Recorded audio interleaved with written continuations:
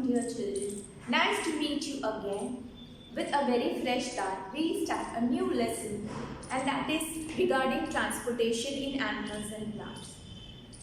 अब हम लोग ये देखेंगे कि आप ये देखोगे ट्रांसपोर्टेशन लिटरली यानी मूवमेंट। उतना हमको पता चल जाता है कि एक जगह से दूसरी जगह को जाना उसको ट्रांसपोर्टेशन बोला जाता है। लेकिन ये बायोलॉजिकल टर्म में ट्रांसपोर्टेशन किसके अंदर है?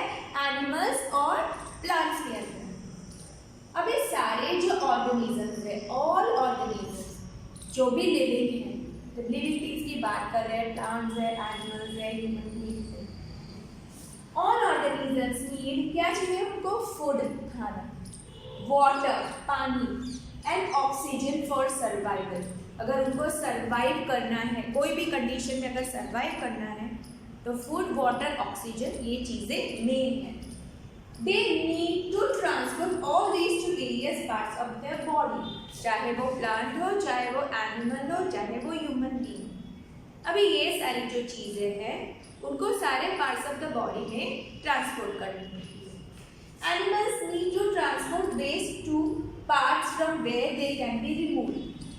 जैसे हम लोग अंदर लेते हैं, जैसे हम लोग खाना खाते हैं, खाना खाने के बाद डाइजेशन होता है, पानी पीते हैं, लेकिन जो वेस्ट होता है जो हमारे बॉडी के कोई काम का नहीं है उसको भी रिमूव करना है, तो उसका भी ट्रांसपोर्टेशन होना जरूरी है।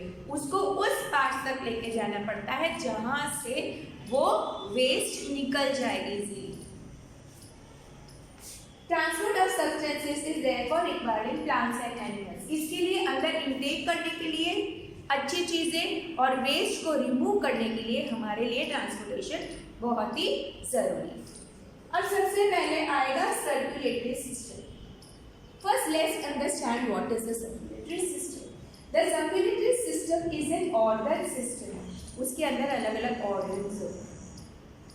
That permits blood to circulate. अभी किसके लिए होता है ये सर्कुलेटरी सिस्टम? ब्लड के लिए। वो सर्कुलेशन में हेल्प करता है। एंड ट्रांसपोर्ट क्या क्या साथ में ट्रांसपोर्ट करता है? न्यूट्रिएंट्स का आप अच्छे से जानते हो। न्यूट्रिएंट्स में प्रोटीन्स होते हैं, कार्बोहाइड्रेट्स होते हैं, फैट्स, विटामिन्स, ये सारी चीज़ें होती है। ऑक्सीजन जो हम लोग ब्रीथ करते हैं, और बाहर क्या निकालते हैं? Carbon dioxide. Hormones, in previous chapters you have learn about hormones. And blood cells to and from the cell in the body to provide nourishment। अभी अपने नरिशमेंट के लिए हमारे अंदर एनर्जी आए, हम लोग वर्क करें, इसके लिए ट्रांसपोर्टेशन की ज़रूरत है। ट्रांसपोर्टेशन में सिर्फ यही ज़रूरी नहीं होता है कि हम अच्छी चीज़ें खाएं, लेकिन जो वेस्ट है उसको भी हमको निकालना है, तो ही हम हेल्दी रह सकते हैं।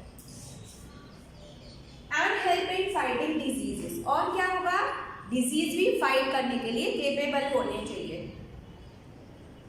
स्टेबिलाइजिंग टेम्परेचर जो अपने बॉडी का है उसको मेंटेन करना है। एंड पीएच यानी एसिड लेवल और अल्कलाइन लेवल अपने बॉडी के। And maintain homeostasis. अभी इसको भी वो लिक्विड वगैरह सबका बैलेंस अपने बॉडी में करना है। हर एक चीज़ का बैलेंसिंग होना बहुत ही ज़रूरी है। और सर्कुलेटरी सिस्टम को डिवाइड करेंगे 3 टिप्स में simply.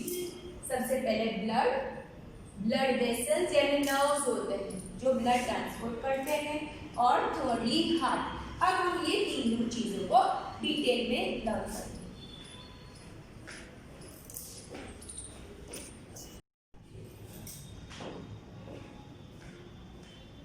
First thing the circulatory system is blood. Let's talk about blood. Blood is the fluid यानी लिक्विड है blood, which flows in the blood vessels। blood vessels यानी जो nerves होते हैं खून पहुंचाने का from different parts of the body to heart and from heart to different parts of the body। blood is the fluid which flows in the blood vessels। ये एक liquid है जो blood vessels में flow होते हैं। अब function की बात करते हैं कि ब्लड का फंक्शन क्या है, ब्लड का काम क्या है। It transports substances like digested food from small intestine to other parts of the body। अब हम लोग जब फूड इंटेक करते हैं, फूड पाइप से जाता है, डाइजेशन होता है, अल्टीमेटली डाइजेशन कहाँ कंप्लीट होता है? स्मॉल इंटेस्टाइन में। तो वो जो है, जो डाइजेस्टेड फूड है वो क्या करता है, ट्रांसपोर्ट करता है डाइजेस्टेड फूड स्मॉल इंटेस्टाइन से बाकी के पार्ट्स ऑफ द बॉडी में। जो जहाँ पे डाइजेशन फिनिश होता है स्मॉल इंटेस्टाइन में, वहाँ से जो ब्लड का काम है वो पूरे बॉडी में ट्रांसपोर्ट कर देगा। अब आते हैं ऑक्सीजन का। It carries oxygen from lungs. अभी ऑक्सीजन हम लोग ब्रीथ करते हैं, कहाँ जाता है, लंग्स में। तो ये ही ऑक्सीजन वो लंग्स से लेकर to the cells in the body वो कैरी करता है सेल्स में, डिफरेंट सेल्स में लेकर जाता है। It also transport waste for removal from the body. और अभी उसका दूसरा काम क्या है, वेस्ट भी निकालने का काम। जो डाइट फूड का भी है, वेस्ट भी निकालता है, और वो वेस्ट का भी काम ब्लड का है। It helps in removing the waste from the body. अब ब्लड के कंपोनेंट्स कितने, 4 है। Plasma, RBC that is red blood cells, white blood cells and platelets. So first let's understand plasma. Blood is composed of a fluid यानी liquid called plasma, in which different types of cells are suspended. अलग अलग cells होते हैं plasma, और ये 55% होता है। Now we will be talking about red blood cells that is RBC. उसके अंदर it contains a red pigment called hemoglobin. अभी रेड कलर का पिगमेंट होता है आरबीसी में, और वो है हीमोग्लोबिन, जो 45% प्रेजेंट होता है उसके अंदर। It gives red colour to the blood. अब ये रेड ब्लड सेल्स कितने होते हैं, ऑलमोस्ट 45% होते हैं। एंड ये हीमोग्लोबिन है जो रेड कलर देता है ब्लड को। हम ये वंडर करेंगे कि जब हमको कट होता है तो we can see the colour of blood, red colour का होता है। कलर किससे होता है, एक pigment haemoglobin. It binds with oxygen यानी कंबाइन होता है ऑक्सीजन के साथ में, and transport it to all parts of the body, ultimately to cells. Ultimately cells से वो ऑक्सीजन पास कर देता है। Now we are talking about white blood cells that is WBC. WBC fighter है, तो WBC fights against germs that में enter the body. ये resistance power देता है डब्ल्यूबीसी जो है, वो जर्म्स जो अपने बॉडी में एंटर करता है उसको फाइट करता है। That is almost 1%। And lastly we be talking about platelets. जब हमको लगती है, व्हेन वी आर हर्ट, हमारे पैर छिल जाते हैं या हमको कट आ जाता है, तो तुरंत ही उसके ऊपर ब्लड ही होता है, वो जम जाता है। That is known as clotting of blood. और वो किसकी वजह से होता है, प्लेटलेट्स। जब हम लोग चेकअप कराने जाते हैं और प्लेटलेट्स का काउंट कम आता है, तो हमको भी ऐसे टेंशन हो जाता है कि platelet level why it is less. अगर प्लेटलेट लेवल कम होगा तो ब्लड क्लॉटिंग नहीं होगा और ब्लड कंटिन्यूअसली फ्लो होगा।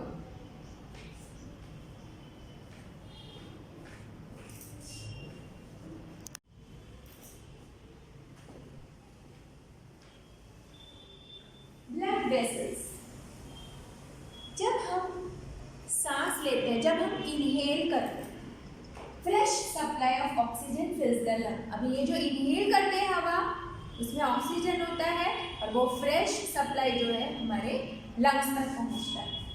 अब ये जो ऑक्सीजन है हमको लंग्स के पास, इसको ट्रांसपोर्ट करना पड़ता है हर एक सेल के। तो ब्लड ये काम करती है, ब्लड वेसल्स ये काम करते हैं ऑक्सीजन में वो सेल्स तक पहुंचाने का। Blood picks up carbon dioxide and waste too. Blood जो होता है वो various parts of the body में जाता है, सब जगह पे वो सेल्स को पास करता है, सेल्स ऑक्सीजन पास करता है, मगर वापस से ब्लड क्या लेकर आता है, कार्बन डाइऑक्साइड और दूसरे वेस्ट। अब ये जो कार्बन डाइऑक्साइड वाला ब्लड है उसको भी लंग्स के पास जाना पड़ेगा, तभी वो लंग्स है वो थ्रो आउट करेगा कार्बन डाइऑक्साइड। तो ये सारे प्रोसेस में ट्रांसपोर्टेशन की जरूरत होती है। Now arteries. आर्टरीज जो होती है, it contains carries oxygen rich blood from heart to all parts of the body. अभी जो आर्टरी होती है, here you can see the schematic diagram of the circulation. Here you can see the lungs, here is the heart, here is the artery, here is the vein. So first we are talking about artery. It carries oxygen rich blood from heart from heart to all parts of the body. Arteries के जो wall होते हैं वो कैसे होते हैं? Thick होते हैं। उनकी जो दीवार होती है आर्टरी की वो थिक होती है, क्योंकि रीजन है रैपिड फ्लो ऑफ ब्लड। उसको क्या विथस्टैंड करना पड़ता है, उसको क्या बेयर करना पड़ता है, बहुत फास्ट ब्लड फ्लो होता है and that too at a high pressure, और वो भी हाई प्रेशर में। इसके लिए आर्टरीज की जो वॉल होती है वो थिक होती है। अब अगर हम बात करते हैं हमारा थ्रॉबिंग का बात करते हैं। थ्रॉबिंग यानी हार्ट बीट होता है, धक धक जैसे हम लोग बोलते हैं वो एक होता है, वो बीट बोलते हैं हम लोग, हार्ट बीट्स बोला जाता है। वो हमारा पल्स रेट है। तो नॉर्मली पल्स रेट कितना होता है? 70 to 80 number of beats per minute को पल्स रेट बोला जाता है। यहाँ पे भी हम लोग पल्स रेट चेक कर सकते हैं। डॉक्टर्स नॉर्मली यहाँ पे पल्स रेट चेक करते हैं। तो अलग अलग प्लेसेस पे यू कैन फील कि जो आर्टरीज में जब ब्लड फ्लो होता है तो उसका जो बीट्स होता है वो beats we can count the number of beats, और वो अलग अलग एरिया में कभी यहाँ पे भी हमको फील होता है। We can feel the throbbing, वो pulse rate. Now we will be talking about veins. ये वेन्स के बारे में हम लोग बात करेंगे। It carries carbon dioxide rich blood from all parts of the body back to the heart. अभी सारे पार्ट्स ऑफ द बॉडी से जो कार्बन डाइऑक्साइड रिच ब्लड होता है वो हार्ट की तरफ लेकर जाता है। इट हैज थिक वॉल्स, लेकिन आर्टरी के जैसे थिक वॉल्स थे, लेकिन वेन्स के वॉल पतले होते हैं, उतने थिक नहीं होते। उसके अंदर क्या होता है? वॉल्स होते हैं। Walls allow blood to flow only towards heart. ऐसे वॉल्स होते हैं जो रोकते हैं और सिर्फ वन वे ब्लड जा सकता है, और वो है हार्ट की तरफ। अभी ये जो दोनों है वो कनेक्ट करेगा कैपिलरीज से। ये कैपिलरीज है। अब ये जो कैपिलरीज होती है वो बहुत ही थिन होती है। ये वेन्स और आर्टरी, ये दोनों में से छोटे छोटे निकलते हैं veins. Arteries and veins further divide into thin tubes, और ये काम अब करेगा कैपिलरीज। ये कैपिलरीज बहुत ही थिन ट्यूब्स होते हैं। Now we will be talking about pulmonary artery. Pulmonary artery क्या करेगा? इसका डायरेक्शन देखेंगे। हार्ट में से कार्बन डाइऑक्साइड रिच ब्लड जाएगा लंग्स के पास। I repeat again, this is heart, this is lungs and this is pulmonary artery। ये हार्ट में से ये डायरेक्शन एरो का देखना, ये carbon dioxide rich blood lungs के पास जाएगा। And now when we are talking about pulmonary veins, ये लंग्स में से ऑक्सीजन रिच ब्लड है वो हार्ट की तरफ लेकर जाएगा। So all these are blood vessels which you can see in this diagram very nicely. Pulmonary artery, pulmonary vein, then we are having veins here, artery and capillaries.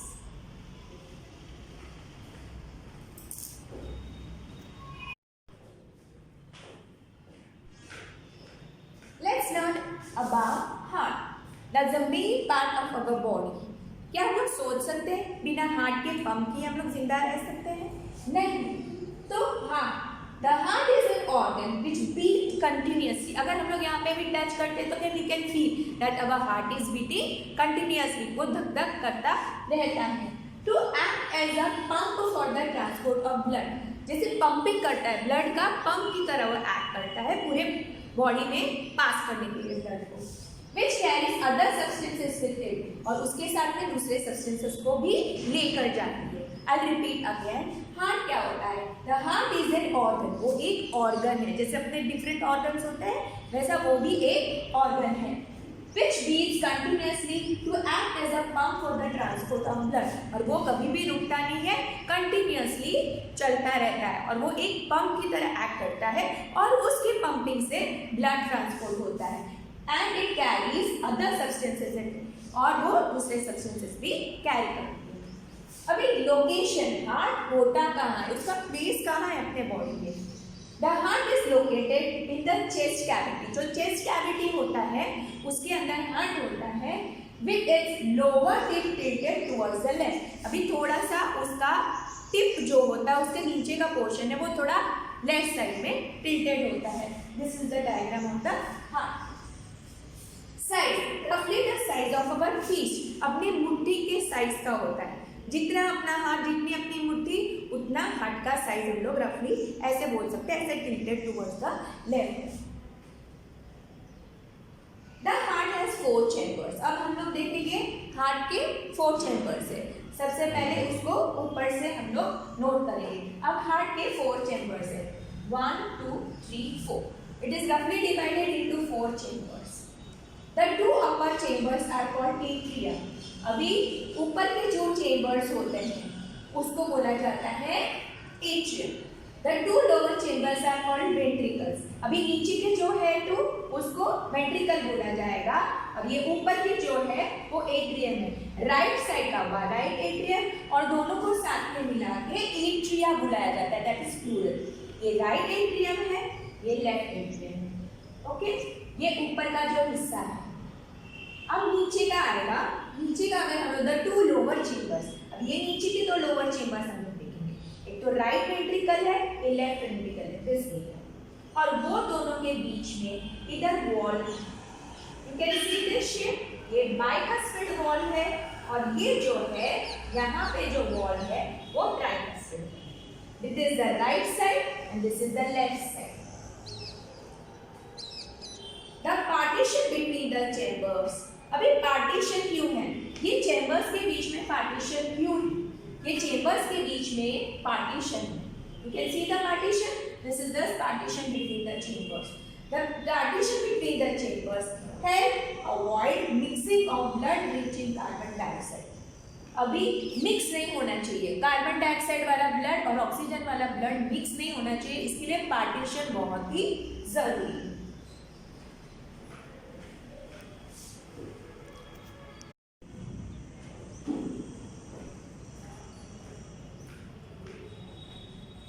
Arrows, let us learn about the blood circulation in the heart.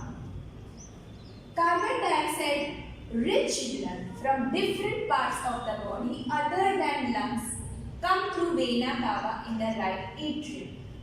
अभी सारे body में से, पूरे body में से carbon dioxide वाला जो blood होता है वो कहाँ से आता है? ये वेना कावा। अभी आपको 2 चीजें देखनी है। एक तो कार्बन डाइऑक्साइड वाला ब्लड है वो वेना कावा से अंदर आएगा और ऑक्सीजन रिच ब्लड कहाँ से जाएगा? पूरे बॉडी में एरोटा से। यहाँ से कार्बन डाइऑक्साइड वाला आएगा और यहाँ से ऑक्सीजनेटेड ब्लड पूरे बॉडी में जाएगा। तो ये दोनों चीज आपको याद रखनी है।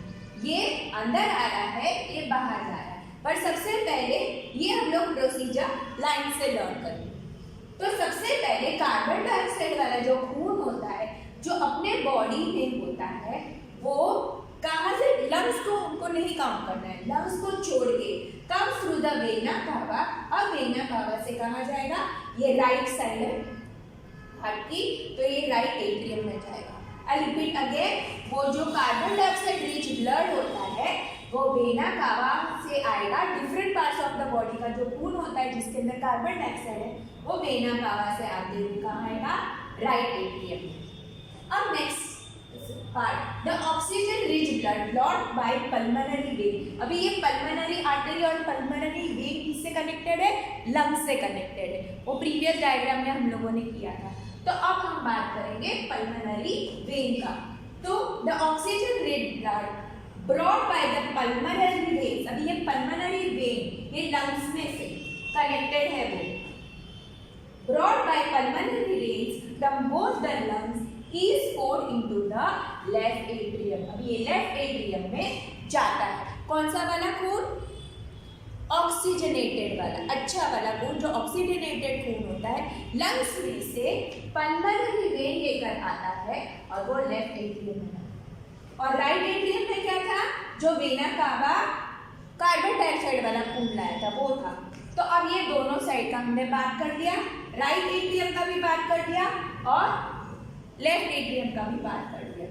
अब when the two atrias contract, अभी मैंने बोला एट्रियम का प्लूरल फ्रॉम एट्रिया है, तो ये जब दोनों कॉन्ट्रैक्ट करेंगे, ब्लड फ्रॉम राइट एट्रियम, ये जो यहाँ का जो खून है, ठीक है, passes into the right ventricle. अब ये राइट एट्रियम से कहाँ जाएगा, ये राइट वेंट्रिकल है, ठीक है, तो ये राइट एट्रियम से कहाँ जाएगा, right ventricle.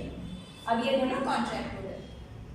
When the two ventricles contract, अभी हम लोगों ने पहले एट्रियम का कॉन्ट्रैक्शन किया था, अब ये वेंट्रिकल्स की बात करेंगे।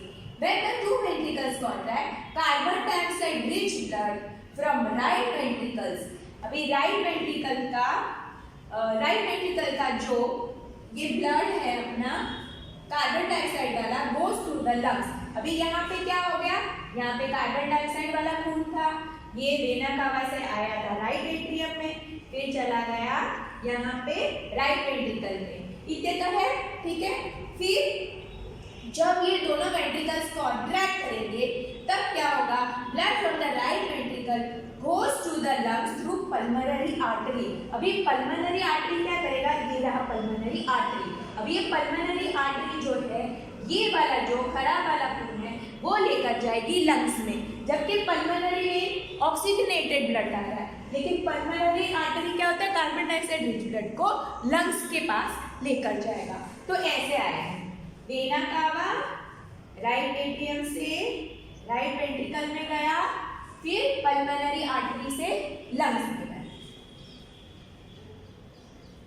Oxygen rich blood from left ventricle, अभी लेफ्ट वेंट्रिकल की तरफ देखेंगे, यहाँ पे अच्छा वाला ब्लड है, दैट इज ऑक्सीजनेटेड ब्लड। तो from left ventricle is pushed out through the aorta. अब ये वाली साइड जो है इसमें ऑक्सीजनेटेड है और अच्छा वाला खून ये है एरोटा से different parts of the body में जाएगा। Pass through the aorta towards all different parts except lungs.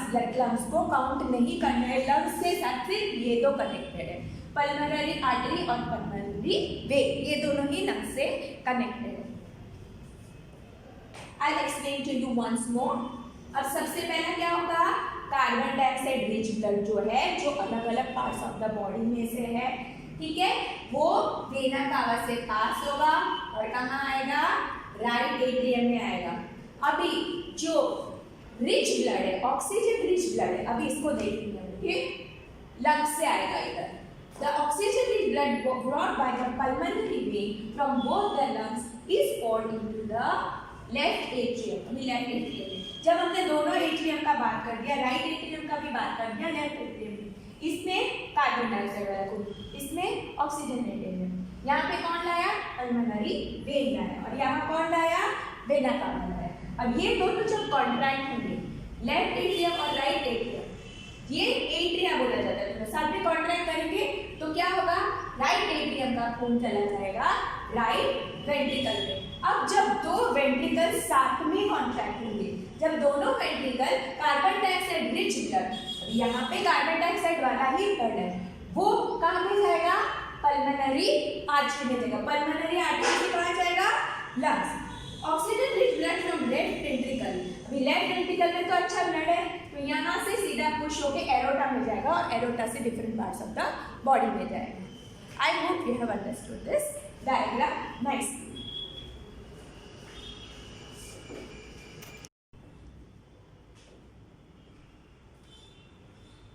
Let's learn about heartbeat, children. Now already you know about stethoscope. You have already seen a stethoscope. Stethoscope किसके पास होता है, doctor के पास होता है, पर हम पहले जानते हैं हार्टबीट क्या करता है। The walls and chambers of the heart, अभी ये जो है ये चेम्बर्स है और वॉल है हार्ट की, are made up of muscles. ये सब कुछ किससे बना होता है, मसल से बना होता है। These muscles contract and relax rhythmically। मैंने आपको बताया था कॉन्ट्रैक्शन होता है, कॉन्ट्रैक्शन के साथ में क्या हो जाता है, रिलैक्सेशन भी होता है। तो ये मसल्स जब कॉन्ट्रैक्ट होते हैं और रिलैक्स होते हैं एक रिदम के साथ में, उनका भी एक टाइम होता है, तो रिदमेटिकली होता है। This rhythmic contraction followed by relaxation, अभी वो कॉन्ट्रैक्ट भी होगा और साथ में रिलैक्स भी होगा, ये दोनों साथ में होगा, कॉन्स्टिट्यूट अ हार्टबीट। हार्टबीट का मतलब क्या होता है, ये जो वॉल्स होते हैं और ये चेम्बर्स होते हैं which are made up of muscles, ये कॉन्ट्रैक्ट भी होगा और ये कॉन्ट्रैक्ट होने के बाद रिलैक्स भी होगा। ये कॉन्ट्रैक्शन और रिलैक्सेशन रिदमेटिकली जो होता है उसको बोला जाता है हार्टबीट, वो एक हार्टबीट है। अ डॉक्टर यूजेस, अब डॉक्टर क्या यूज करेगा, एक स्टेथोस्कोप यूज करेगा। स्टेथोस्कोप यूज करेगा as a device to amplify the sound of the heart. अभी ये डिवाइस से क्या होगा कि साउंड अपना बहुत बड़ा आवाज आएगा इससे। तो ये क्या करेंगे, ये पहले ईयरपीस यानी कान में डाल देंगे और ये जो चेस्ट पीस है वो चेस्ट के पास रखेंगे और उसको दोनों को कनेक्ट क्या किया है एक ट्यूब ने। Its consist of a chest piece, ये चेस्ट पीस यानी इधर रखने के लिए होता है। That carries a sensitive diaphragm, इसके अंदर चेस्ट पीस में क्या होता है सेंसिटिव डायाफ्राम का मतलब होता है वो तुरंत आवाज कैच करेगा, वो आवाज कैच करेगा। टू ईयर पीस होता है कान में वो आवाज सुनने के लिए। एंड अ ट्यूब, और बीच में एक ट्यूब होती है joining the part. Doctor get clues about the condition of the heart, doctor को ये आवाज सुन के अपने हार्ट की कंडीशन क्या है उसके बारे में जानकारी मिलती है।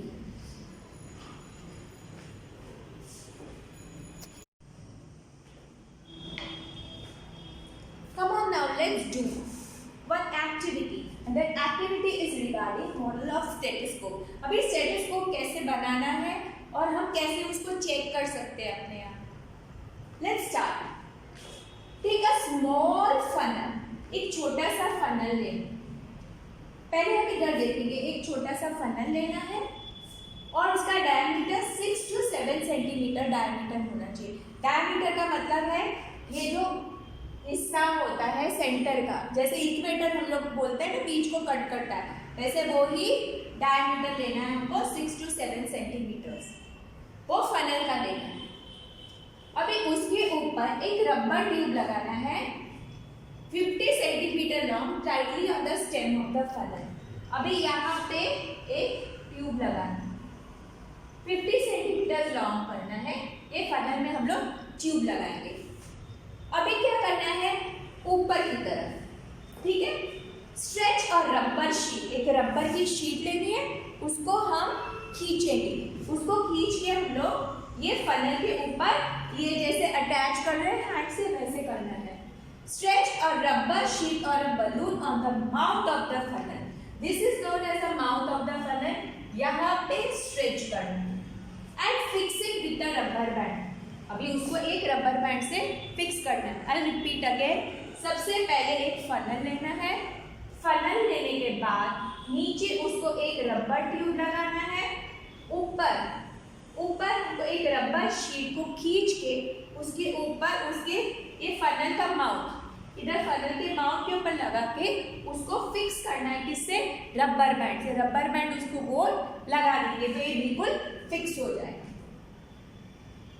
Put the open end of the tube on one of the ears. अभी ये ओपन है, ट्यूब का ओपन एंड है, उसको हम लोग कैसे रखेंगे ऐसे कान के पास। Place the mouth of the funnel on your chest near the heart. अब ये जो हम लोगों ने बनाया था ये जो पोर्शन है वो अपने हार्ट के पास ऐसे रखेंगे, एक रहेगा कान के पास और एक रहेगा हार्ट के पास। Count the heart beat in a minute. अभी हम लोग एक वॉच ले लेंगे और वो वॉच को देखते हुए 1 मिनट में कितना हार्ट बीट होता है वो हम लोग चेक करेंगे। फिर हम लोग अपना पल्स रेट भी चेक करेंगे, हार्ट बीट और पल्स रेट दोनों। अब क्या करेंगे, count again after running 4 to 5 minutes. अभी खूब दौड़ो, खूब भागो, 4 से 5 मिनट तक आप दौड़ो, लंबा दौड़ो। दौड़ने के बाद आप measure the pulse rate too, आप हार्ट बीट भी चेक करो वापस से सेम वे में और पल्स रेट भी चेक करो।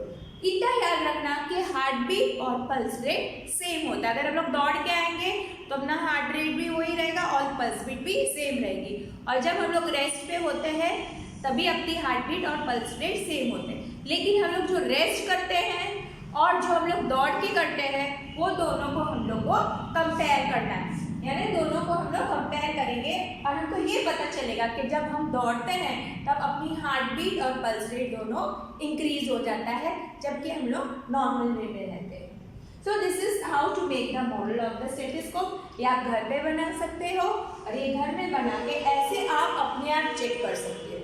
और डॉक्टर जैसे स्टेथोस्कोप यूज करते हैं ना वैसे ही ये हम घर में एक एक्टिविटी के हिसाब से we can make.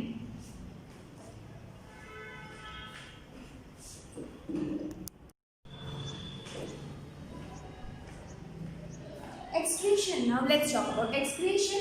When our cells perform their functions, certain waste products are released. अब जब अपने सेल्स है वो सारा अपना काम परफॉर्म कर रही है, डाइजेशन और सबका, तब क्या होता है, कुछ वेस्ट प्रोडक्ट्स भी बनते हैं जो काम के होते होते यूटिलाइज हो जाते हैं, लेकिन जो कुछ वेस्ट प्रोडक्ट्स होता है उसको निकालना बहुत ही ज़रूरी है। क्यों? क्योंकि ये टॉक्सिक है, हमारे बॉडी के लिए अच्छा नहीं है। दे नीड टू बी, कोई भी खराब चीज़ होती है उसको हम लोग हटा देते हैं। तो these are toxic and hence need to be remove. ये टॉक्सिक होता है और उसको अपने सिस्टम से निकालना बहुत ही ज़रूरी है from the body. The process of removal of waste produced in the cells of living organisms. ये जो वेस्ट होता है, वो जो सेल्स में जो वेस्ट बनता है उसको अपने बॉडी में से निकालना ज़रूरी है, और ये जो निकालने का प्रोसेस होता है उसको एक्सक्रीशन बोला जाता है। वेस्ट अपने बॉडी से जो निकलता है उसको एक्सक्रीशन बोलते हैं। The parts involved in this excretion form the excretory system। और ये excretory system क्या है?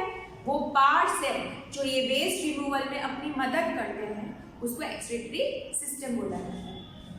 Excretion in animals। अभी excretion in animals such as sponges and hydra, ये aquatic है, do not possess any circulatory system। अभी ये पानी में होते हैं, इनके अंदर कोई blood या कोई ये होता ही नहीं है, ब्लड का सिस्टम इसमें नहीं होता है। The water in which they breathe food and oxygen. अभी ये जो पानी में रहते हैं वो ही फूड देता है और वो ही ऑक्सीजन देता है as it enters their body. क्योंकि पानी है वो फ्लो होता रहता है, उनके अंदर वो आता रहता है, वो खाना भी मिलता है और उनको ऑक्सीजन भी मिलता है। The water carries away waste materials and carbon dioxide as it moves up. जैसे अंदर जाता है तो वो ऑक्सीजन और फूड ले लेगा, वाटर जैसे बाहर मूव होगा तो वेस्ट और कार्बन डाइऑक्साइड अपने साथ ले लेता है। Thus these animals do not have a circulatory fluid like the blood। यानी इन लोगों के अंदर ये सर्कुलेटरी जो हम लोगों में ब्लड होता है, एनिमल्स में ब्लड होता है, वैसे ही लोगों में ब्लड नहीं होता है, बिकॉज दे आर एक्वैटिक और ये काम वाया वाटर ही होता है। वाटर एंटर होगा तो नीडफुल थिंग्स लेंगे और जब वाटर बाहर जाएगा तो सारा एक्सक्रीशन अपने आप हो जाएगा।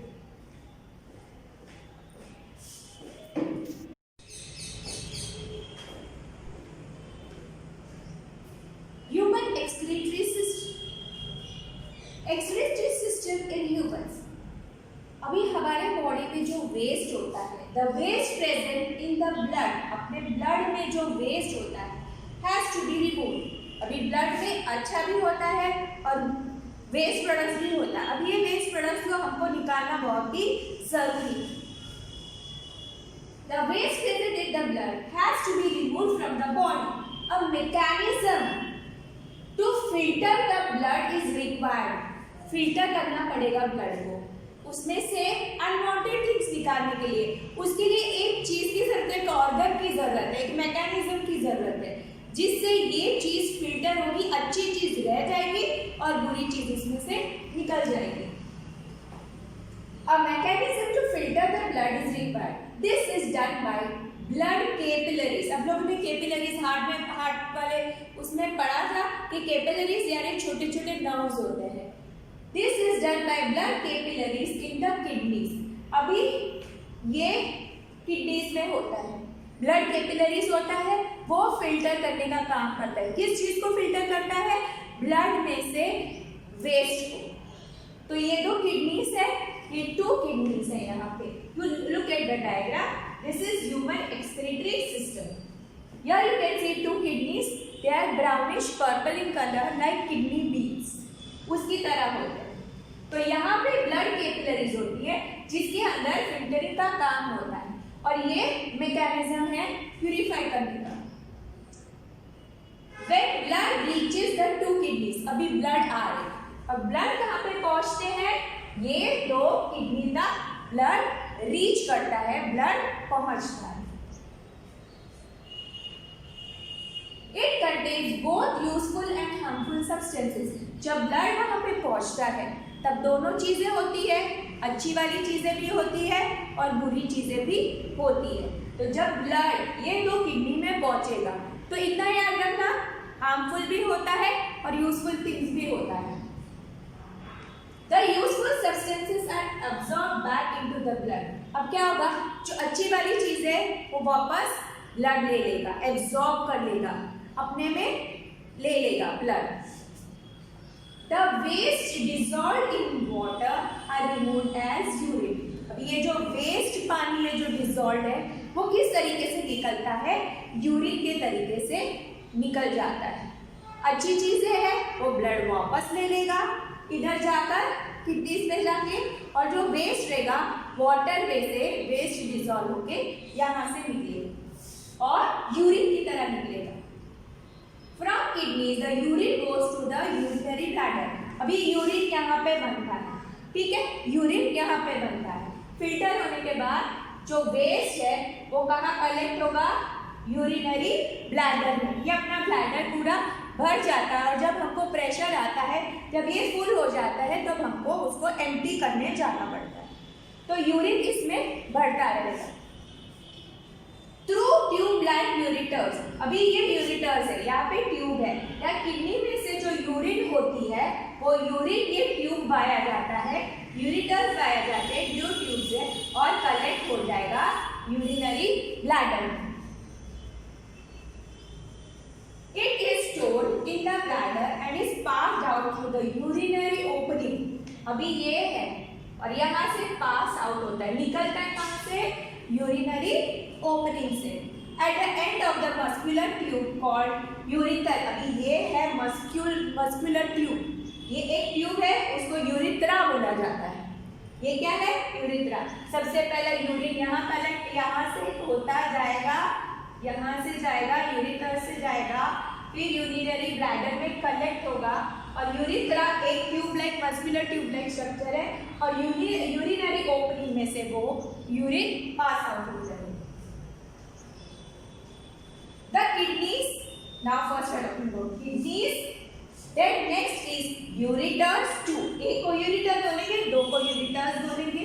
Then next we are having bladder, that is urinary bladder. Then urethra. ये चार चीज मिला के ये four things, kidney, ureters, bladder and urethra form the excretory system. ये पूरा क्या हुआ, human excretory system हो गया. An adult human being, यानी बड़ा, हम लोग बोल रहे थे एकदम बड़ा बच्चे की बात नहीं हो रही, एकदम बड़े. Adult human being normally passes about 1 to 1.8 litre of urine in 24 hours. एक दिन में, एक दिन यानी कितने घंटे हुए, 24 आवर्स. उसमें एक नॉर्मल एडल्ट ह्यूमन बीइंग 1 से लेके 1.8 लीटर यूरिन पास आउट करता है, यानी निकालता है. द यूरिन कंसिस्ट, यूरिन में क्या क्या होता है वो जानना बहुत ही जरूरी है. कौन से वेस्ट प्रोडक्ट है, 95% वाटर. यूरिन में हम देखते हैं ज्यादातर कैसा होता है, लिक्विड होता है, दैट इज वाटर, और वो 95% है. 2.5% यूरिया, यूरिया कितना है, 2.5%, and 2.5% other waste. 95% water, 2.5 urea and 2.5 other waste products, इतना निकलता है यूरिन में. अभी हम लोग दूसरी बात करेंगे. जब हमको पसीना होता है तो क्या हो जाता है, अंडर आर्म्स में वगैरह पैचेस हो जाते हैं स्वेट पे. तो स्वेट में भी क्या होता है, स्वेट के अंदर भी वाटर एंड सॉल्ट होता है. हम लोग जब पसीना करते हैं, आपने देखा होगा मटके में पानी कैसा ठंडा होता है, मटके में पोर्स होते हैं. पोर्स की वजह से जब वो वाटर इवोपरेट होगा बाहर कंडेंस हो जाता है, धीरे धीरे वो मटका ठंडा हो जाता है. वैसे ही हमारे अंदर है, जब हम गर्मी की सीजन होती है, हम स्वेटिंग करते हैं खूब सारा, तो जैसे अपने बॉडी में से वाटर इवोपरेट, ये सॉल्ट्स, ये वेस्ट जो इवोपरेट होगा तो उससे अपने बॉडी को ठंडक भी मिलेगी. स्वेटिंग कब होती है, जब बहुत हीट होती है, हमारी बॉडी को बहुत गर्मी लगती है, तब ये स्वेटिंग की वजह से थोड़ा कूलिंग इफेक्ट हमें मिलता है.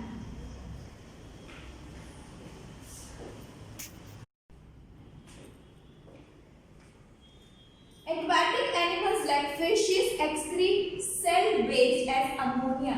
अब इसके अंदर हम लोग को ये देखना है, ये एक्वाटिक एनिमल्स जैसे मछली होती है अपना वेस्ट कैसे निकालती है, सेल में से.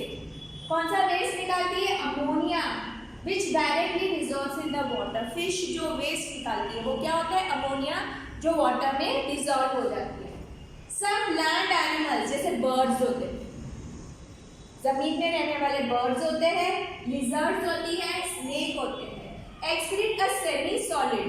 सेमी सॉलिड यानी पूरी तरीके से सॉलिड में थोड़ा सा लिक्विड भी जैसा होता है, सेमी सॉलिड होता है, white coloured compound that is uric acid. अगर हम लोग बर्ड्स का देखेंगे या लिजर्ड का देखेंगे, आपको एक डॉट जैसा दिखाई देता है व्हाइट कलर का, and that is uric acid. ये बर्ड्स वगैरह जो है, birds, snakes and lizard, semi solid होता है uric acid. The major excretion product in human is urea, और हमारे में क्या होता है ह्यूमन में, यूरिया। एक्वाटिक एनिमल फिशेस जैसे में अमोनिया, जैसे बर्ड्स, लिजर्ड्स एंड स्नेक्स में यूरिक एसिड, व्हाइट कलर वाला होता है सेमी सॉलिड, और हमारे ह्यूमन बींग्स के अंदर होगा यूरिया।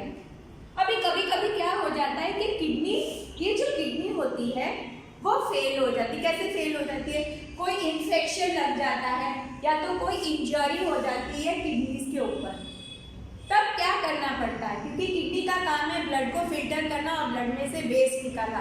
जब ये किडनी ये काम नहीं कर पाती है, किडनी वेस्ट नहीं कर पाती, निकाल पाती है, तब क्या होता है, waste product start accumulating in the blood. अभी वेस्ट नहीं निकल रहा है तो किस में जमा होते जाएगा, किस में एक्यूमुलेट होगा, खून में। खून में से वेस्ट नहीं जा पाएगा क्योंकि किडनी फेल हो चुकी है, किडनी अपना काम नहीं कर पा रहे। Such person can not survive, और वो पर्सन नहीं जी सकता है। अगर उसको जीना है तो उसको कौन सा प्रोसीजर फॉलो करना है, unless their blood is filtered periodically through an artificial kidney.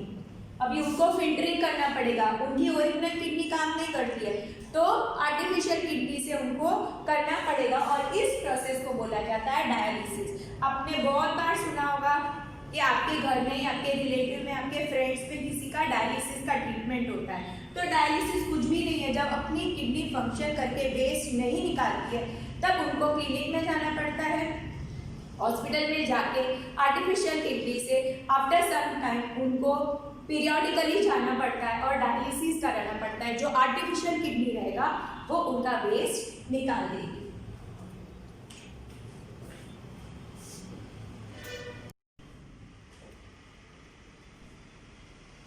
Transportation of water and minerals. सबसे पहले प्लांट खाना बनाती है, कैसे, फोटोसिंथेसिस से खाना बनाती है प्लांट।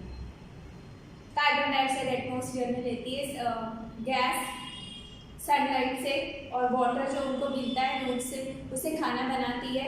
और फिर लीव्स का काम है खाना बनाना, क्योंकि वो लीव्स में होता है क्लोरोफिल, जिसकी वजह से खाना बनाते हैं। वो पिगमेंट ग्रीन कलर का पिगमेंट। तो दो किस्म का होता है उसके अंदर, एक तो वाटर एंड मिनरल्स जो होते हैं वो different parts of the plant पे पहुंचना जरूरी है, और लीव जो खाना बनाती है वो वापस सब जगह पे ट्रांसपोर्टेशन होता है। तो ये टू काइंड्स ऑफ ट्रांसपोर्टेशन होता है, एक तो वाटर एंड मिनरल्स का होता है और दूसरा जो फूड बच जाता है उसका ट्रांसपोर्टेशन। तो let's talk about it. Now first look at this diagram. This are the xylem vessels and this is the tube. Now first watch this diagram. अभी ये प्लांट जो है वो एब्जॉर्ब करेगा वाटर। अभी ये ब्लू कलर का आपको जो एरो दिखाई दे रहा है, water and minerals from the roots. The roots and hair, अभी रूट्स के अंदर क्या होता है, रूट हेयर होता है, are in contact with the water present in the soil. अभी यहाँ पे वाटर प्रेजेंट होता है और ये जो रूट हेयर्स है उसके कांटेक्ट में होते हैं, और रूट हेयर्स काफी सारी एरिया स्प्रेड करके ले लेते हैं, और वहां से धीरे धीरे ऊपर की तरफ वाटर एंड मिनरल्स का ट्रांसपोर्टेशन होता है। अब वेस्कुलर टिश्यूज होते हैं, वेस्कुलर टिश्यूज होते हैं pipe like vessels. Pipe like vessels होते हैं, पाइप की तरह होते हैं, जिसकी वजह से ट्रांसपोर्टेशन पॉसिबल है to transport water and nutrients from the soil. Pipe like structure है बराबर। अभी दो है, एक तो जाइलम है और एक है फ्लोएम है। अभी ये जो जाइलम का काम है, water and dissolved minerals absorb by the roots, ये ट्रांसपोर्ट करते हैं। It transport water and minerals dissolved and it is absorbed by the roots. It transport in upward direction. अभी ऊपर के डायरेक्शन में जो ये ब्लू वाला एरो जा रहा है उससे आपको पता चलेगा जाइलम है जो वेस्कुलर टिश्यू है उसका काम है ये ऊपर की डायरेक्शन में वाटर और मिनरल्स को पहुंचाना। अब हम फ्लोएम की बात करेंगे। अभी जो खाना बना है लीव्स में, ठीक है, तो it transport photosynthesis products produce in the leaves. जो खाना बनता है फोटोसिंथेसिस के वक्त with the help of chlorophyll, sunlight and carbon dioxide, water and mineral, उससे जो खाना बनता है लीव्स का, उसको अब सब जगह के पूरे जगह पे ट्रांसपोर्ट करना बहुत ही जरूरी है। It transport in both upper and downward direction. अब ये नीचे की तरफ जाएगा, ऊपर के जहाँ जहाँ भी जरूरत है वहाँ पे ये फ्लोएम का डायरेक्शन जाएगा। ये अपर डायरेक्शन, डाउनवर्ड डायरेक्शन खाना बनाने के बाद नीचे आ रहा है, वो white arrows you can see very nicely. So it is in both the directions और ये बोला जाता है xylem and phloem are vascular tissue. This is the root head in this diagram and these are the xylem vessels. Transportation of water and minerals is shown in this diagram.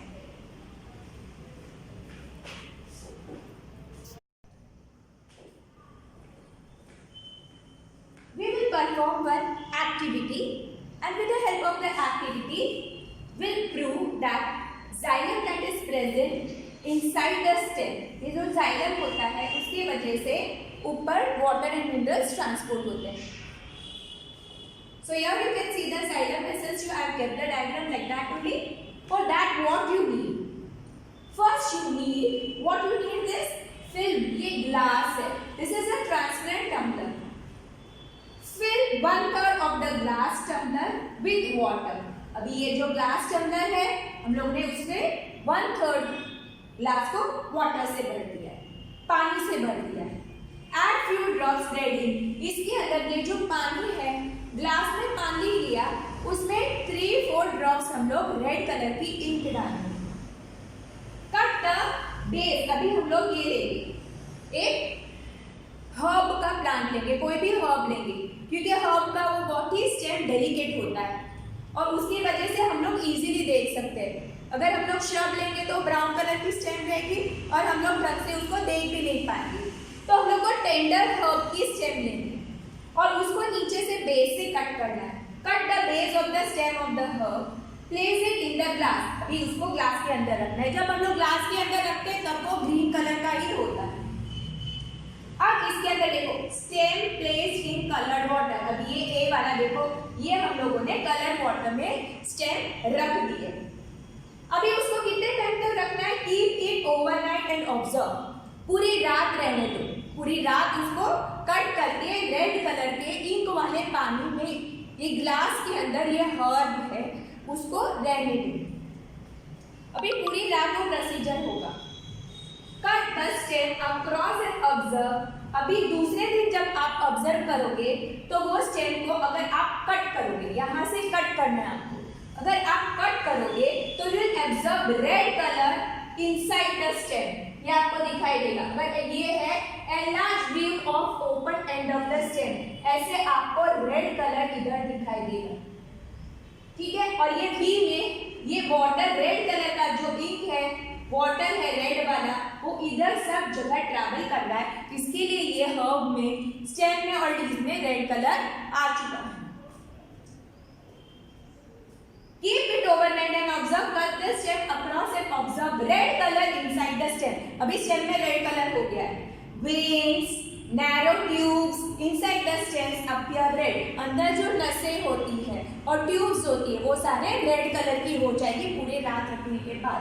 Water moves up in the stem. अभी पानी stem के ऊपर जाता है। Stem conduct water with red ink. जैसे पानी के अंदर वाटर एंड मिनरल्स होता है, वो जाइलम उसको ऊपर की तरफ ले जाता है, वैसे ही stem contain water with red ink. यहाँ पे रेड इंक था, वो रात को रेड इंक को ऊपर अपने साथ ले जाता है। That was dissolved in water and moves up through narrow tube called xylem. अभी ये रात को ये रेड कलर की इंक जाइलम के थ्रू ऊपर तक पहुंच गई थी। The water present in the leaves evaporate through stomata by the process of transpiration.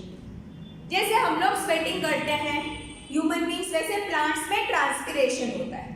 वो लीव्स में से वो पानी जो होता है वो एवोपरेट करता है, जिसकी वजह से वो प्रोसेस को ट्रांसपिरेशन भी बोला जाता है और इससे ट्री को कूलिंग भी मिलती है। Dear children, I hope you have understood this lesson very nicely and in detail. Please go through all the topics and lessons nicely. Meet you soon.